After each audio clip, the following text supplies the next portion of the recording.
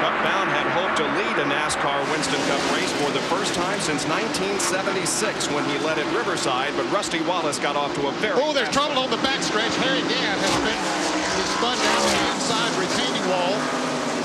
A couple of cars got in trouble in front of him, and I guess everybody else slowed down. Harry perhaps got hit from the rear and spun down to the inside. He hit the wall very hard inside retaining wall on the backstretch, and you can see there is heavy front end damage to the 33 Skoal Bandit. And Harry Gant, who is driving in his last spring race here at Bristol, has been involved in an incident. Let's see if we can determine what happened. Let's see. He's checked up, and the 31 car hit him, but something happened in front of them. Derek Cope got tagged by, was it the... Well, Derek Cope was very, very slow coming off the second corner. Well, he got bumped a little bit, I believe, by Brett Bodine was trying to get by him. And anyway, he was slow coming off the corner, and everybody checked up. And then Ward Burton just bumped into Harry Gant. There we see the Quaker State car, the big run cars.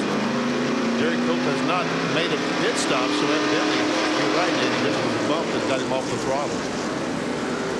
So our first caution of the day over Bristol International Raceway. 13 laps have been completed.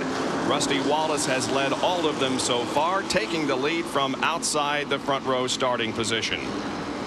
Evidently, Harry Gant is okay. He's sitting in the car. The window net is down. And I think is that not the signal, Ned, that the drivers, if they're okay, take the window net down? That tells NASCAR they're okay? Yes, that's what they have been told.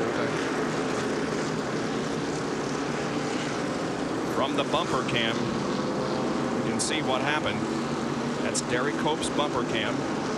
Okay, so it was Sterling Marlin then that came up and maybe bumped him a little bit and got him out of shape. And then you can see back there's Harry gets bumped from behind there as everybody sort of put on their brakes and slow down. They can see that maybe there's going to be some trouble there. Here we see Ward Burton go in and just touch Harry Gant in the back.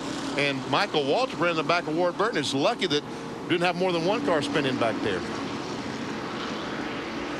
And now an in-car real time coming up.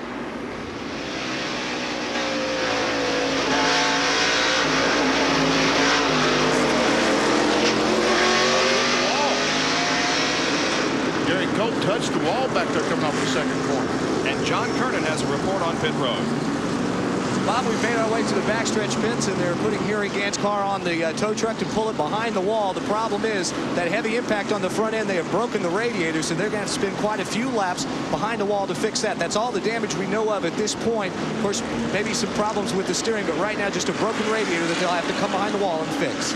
So Harry Gant may not be out of this race, but for right now, the car is on the hook and headed for the garage area. We'll be back with more of our live coverage from